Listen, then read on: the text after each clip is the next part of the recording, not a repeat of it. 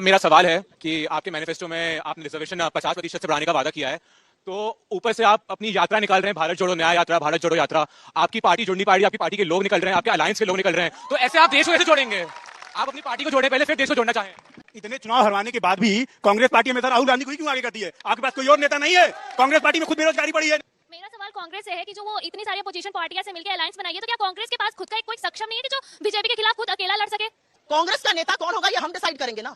आज असलियत यह है कि 2014 से 2024 में नरेंद्र मोदी के अलावा बीजेपी में है कौन? टिकट काट देते हैं, ऐसे कौन सा है?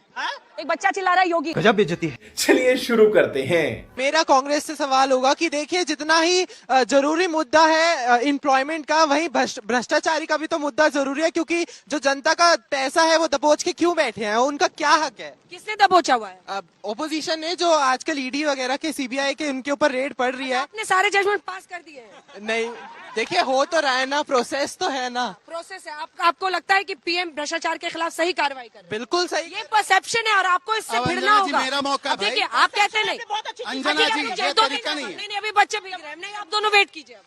मेरा सवाल कांग्रेस के प्रवक्ता सुप्रिया सिन्हा जी से कि आपके ना इतने प्रवक्ता गौरव वल्लभ अभी ना रोहन गुप्ता पार्टी से निकल गए हैं, तो कुछ तो आप में कमी होगी ना, जब भी वो निकल रहे हैं, बीजेपी में जा रहे हैं, नहीं तो क्या कमी है आप में? बिछड़े सभी बारी बारी, यही कह रहे हो ना? हाँ, यही कह रहे हैं। उनके बारे में बोल देती हूँ। देखिए, ये जो लड़ाई हम लड़ रहे हैं ना, जहाँ 3.25 मिनट निशब्द होकर सुना जाता है, सुनते हैं लोग, उस लड़ाई को लड़ने के लिए बड़ा कलेजा चाहिए। वो लड़ाई सबके बस की बात नहीं है। जो कायर थे वो जाएंगे। और मैं एक और बात कहती हूँ सीना ठोक के, कल जाना है आज जाओ, क्योंकि इस लड़ाई में आप जैसे कायरों की जगह नहीं है। इस लड़ाई में जो सीना ठोक कर और गोली खाने की हिम्मत रखता है, उसकी जो कल तक आपके साथ था, उसको कायर बोलने में आपको जरा भी हिचक नहीं? बिल्कुल भी नहीं, बिल्कुल भी नहीं। केस है उनके खिलाफ? किस डर से गए हैं वो? आपने तो बताती रोहन हूँ। गुप्ता को टिकट भी दिया था। नहीं, सत्ता की लोलुपता, सत्ता की लोलुपता, सत्ता का मलाई चाटना बहुत लोगों को अच्छा लगता है। सत्ता की मलाई खाकर ही तो ज्योतिरादित्य जी वहां गए। कोई प्रेम थोड़ी हो गया। मेरा सवाल सुप्रिया मैम से है। मैम, जैसे आपने बोला कि ऑपोजिशन बोल रहा है कि जो ईडी और सीबीआई है वो मोदी गवर्नमेंट के हिसाब से काम ले रहे हैं, बट अगर हम कंपेयर करें इंदिरा गांधी जी की गवर्नमेंट के हिसाब से, उन्होंने तो प्रेस फ्रीडम पे भी लगाम लगा दी थी और बहुत सारे ऑपोजिट पार्टी के नेताओं को भी जेल में बंद कर दिया। इस हिसाब से आप कैसे कह सकते हैं कि मोदी गवर्नमेंट के हिसाब से सारी ये सब चीजें चल रही हैं? आप लोगों में जिसका मन हो मुझसे खड़े होकर सवाल पूछिएगा। अगर आपको उनकी बात अच्छी लगे, खूब ताली बजाइएगा, मुझे भी हूट करिएगा। मैं आपको मैं इंडिपेंडेंट इंडिया में युवा को किसी का हूटिंग करने वाला स्टूज कभी नहीं कहूंगी। बिल्कुल ये पाप नहीं करूंगी। आप करिएगा, ये आपकी स्वतंत्रता है। ये देश दुनिया का सबसे युवा देश है। यहाँ पर आपको हूटिंग करने की भी आजादी होनी चाहिए, ताली बजाने की भी आजादी होनी चाहिए। अंजना जी, किसी के बाप की बपौती अंजना जी, आपने इमरजेंसी पर अभी भी नहीं बोला। रुक जाइए, सवाल इमरजेंसी पर था। वो बच्ची पूछ रही थी कि जिस पार्टी ने देश में इमरजेंसी लागू किया। नेता ने कहा है, सवाल का जवाब सुनिए। मेरे नेता ने कहा है कि इमरजेंसी एक काला अध्याय था और वो गलत था। लेकिन आज इस देश में क्या हो रहा है? आज अगर एक व्यक्ति दिखाता है कि मिर्जापुर यूपी और रोटी बच्चे को दी जा रही है, उसके ऊपर सेडेशन लॉ लगाकर उसको प्रताड़ित किया जाता है। सुप्रिया शर्मा नाम की एक पत्रकार है, स्क्रोल में काम करती है। उसने वाराणसी में जाकर दिखाया कि आज भी मुसहर घास खा के जीते, उसके ऊपर सेडेशन लॉ लगाया जाता है। क्यों ऐसा होता है? पीपी किट घोटाला जो दिखाएगा उसके ऊपर कार्रवाई वो खुद ही उसे काला अध्याय मांग रही है। अभी के वक्त को ज्यादा बुरा बताती। लोकतंत्र बचाओ रैली किया था पूरे विपक्ष ने रामलीला मैदान में। जवाब दीजिए। अंजना जी, अभी इन्होंने बड़ी बड़ी अच्छी बातें की, तो इनसे एक बार बोलिए कि जनता को राक्षस कहने वाले रणदीप सुरजेवाला पर क्या कार्रवाई की? वहां पर तो पूरी जनता को राक्षस बोल दिया था, उस पर एक शब्द नहीं बोल पाए। चलिए, मैंने तो एक प्रायोजित व्यक्ति को चिन्हित किया तो उनको बुरा लगा, मैं बोलता हूँ कि गलत है। अब बताइए कि जो रणदीप सुरजेवाला ने बोला उस पर कुछ नहीं बोल पाएंगी। अच्छा, अंजना जी ये क्या बोल रही हैं कि ये मीडिया की स्वतंत्रता के लिए है? अरे भाई, 14 पार्टियों ने 14 जर्नलिस्ट को बैन किया। वो कौन सी पार्टियां थी? चित्रा जी के शो पर जो 5 बजे होता है, कौन सी पार्टी नहीं आती है? कांग्रेस पार्टी नहीं आती है। और ईमानदारी इनकी ये देखिए कि ये खुद पत्रकार थी, अगले दिन पत्रकारिता छोड़कर प्रवक्ता बन गई और टिकट लेकर चुनाव लड़ने लगी, परंतु दूसरों की मर्यादाओं पर, दूसरों की नैतिकता पर सवाल ये खड़े करती है। और अगर नाम बुलाना गलत है तो गोदी मीडिया किसने टर्म कॉइन किया है? आपको भी गोदी मीडिया कौन बोलता है? बताइए जरा एक बार इनको। और तीसरी बात, देखिए, मैं भागता नहीं हूं। इमरजेंसी की बात करती हैं, राजनाथ सिंह जी का स्मिता प्रकाश के साथ पॉडकास्ट देखिए। उन्होंने बताया कि 24 साल के राजनाथ सिंह जेल में ठूस दिए गए थे, उनकी मदर का अंतिम संस्कार था, उनको पैरोल नहीं मिली। ये इनकी हकीकत है। ये बात करेंगे जिन्होंने इस पार्लियामेंट को पंगु कर दिया, सारे विपक्ष को जेल में डाल दिया, जिन्होंने जुडिशरी को कहा कमिटेड जुडिशरी बनो, जिन्होंने कहा मीडिया को डोंट क्रॉल बेंड। ये इस प्रकार के लोग जो है वो इमरजेंसी पे बोलते हैं। और एक आखिरी बात सर, हम सब जानते हैं कि 24 का इलेक्शन कौन जीतने वाला है, तो एक बार बोलिए। जानते हैं? हाँ, मतलब क्या सीन है? बोलिए। इससे ज्यादा वन साइडेड नहीं हो सकता। तो 24 to 29 मोदी जी की क्या पॉलिसीज होनी चाहिए?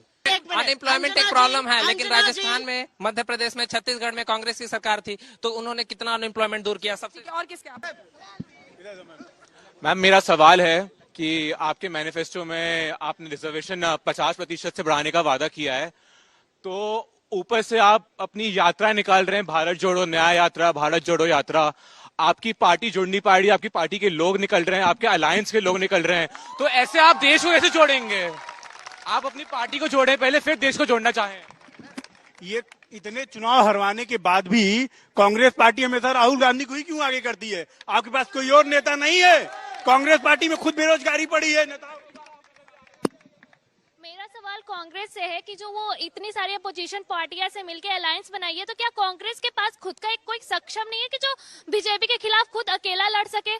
क्या आप सक्षम नहीं? अब लगता है मुझे दोनों के जवाब लेते हैं। आपके साथ शुरुआत करते हैं सुप्रिया जी। कांग्रेस पार्टी के सारे सवालों का जवाब दूंगी। अगर कुछ सामाजिक रूप से गलत यहाँ पे कहा जाएगा, उसका विरोध करना भी मेरा काम है। बोलना चाह रही थी, आपने टोका। उनको पूरा करना। यहाँ पर लोगों ने कहा कांग्रेस पार्टी की लीडरशिप पे सवाल उठाया। कांग्रेस का नेता कौन होगा ये हम डिसाइड करेंगे ना। आज असलियत यह है कि 2014 से 2024 में नरेंद्र मोदी के अलावा बीजेपी में है कौन? नितिन गडकरी को घर बिठा दिया, जो सवाल पूछता है उसका टिकट काट देते हैं। बच्चा चिल्ला रहा है, ऐसे कौन सा है? एक बच्चा चिल्ला रहा है योगी। अरे ज्यादा ना करवाइए, बेचारे की नौकरी चली जाएगी। जैसे शिवराज सिंह चौहान दूध में से मक्खी की तरह निकाल दिए गए, बाबा को भी अलविदा कर देंगे ये लोग। अभी देखते जाइए, 2024 में बाबा की विदाई ना कर दें। योगी मोदी की बातें मत। राहुल गांधी पर सवाल था, तो मैं उसका जवाब दे रही हूँ। मुझे लगता है राहुल गांधी आजाद हिंदुस्तान में एक अकेले नेता है जिन्होंने कन्याकुमारी से कश्मीर और मणिपुर से मुंबई की यात्रा करी। राहुल गांधी पर सवाल उठाने वाले वो लोग ये भूल जाते हैं, जनता है। 2014 उनके इलेक्टोरल रिपोर्ट कार्ड पर सवाल है। 2019 में जब चुनाव हुआ, कुछ वोट इनको मिले, कुछ वोट हमको मिले। सम्मिलित ऑपोजिशन को इनसे ज्यादा वोट मिले, 60% वोट मिले सम्मिलित ऑपोजिशन को।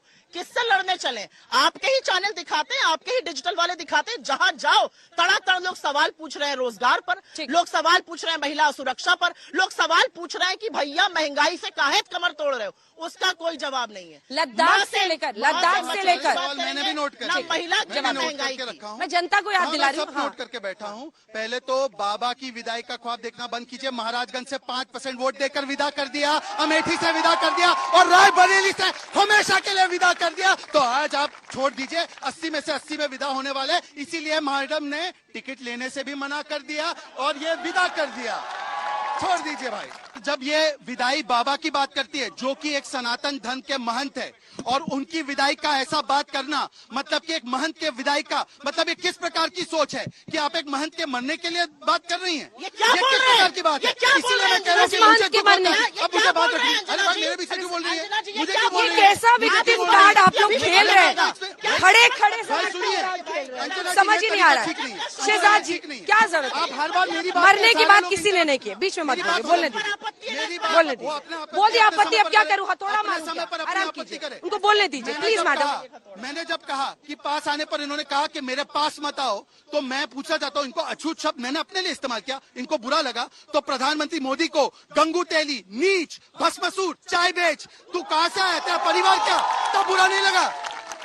ये तो सामाजिक शब्दकोश से निकल गए ना शब्द, पर देश के चुने हुए प्रधानमंत्री को ये बोलते हैं तेरा परिवार क्या है। मैं डंके की चोट पे बोलता हूँ, हमारा परिवार नहीं है। हम लालू की तरह तेजस्वी नहीं लाते, हम मुलायम की तरह अखिलेश नहीं लाते, सोनिया की तरह राहुल नहीं लाते। हम आपके साथ है, हमारा परिवार आप है। और तीसरी बात, मणिपुर की बड़ी बात चली ना। मणिपुर पर इसी पार्लियामेंट में 2 घंटे अमित शाह बोले। इसमें ही पार्लियामेंट में प्रधानमंत्री मोदी बोले ये लोग विपक्ष भाग गए, परंतु मैं इनसे पूछा जाता हूँ, संदेश खाली पर ममता दीदी ने शाहजहां को डिफेंड किया, एक शब्द प्रियंका वाड्रा ने नहीं कहा, एक शब्द बेलगावी के न्यूड स्ट्रिपिंग पर नहीं बोला, तरन तारण में महिला को निर्वस्त्र किया गया, एक शब्द प्रियंका वाड्रा ने नहीं बोला, झारखंड में एक विदेशी महिला का सामूहिक बलात्कार किया गया, एक शब्द प्रियंका वाड्रा ने नहीं बोला। प्यारी समझ गई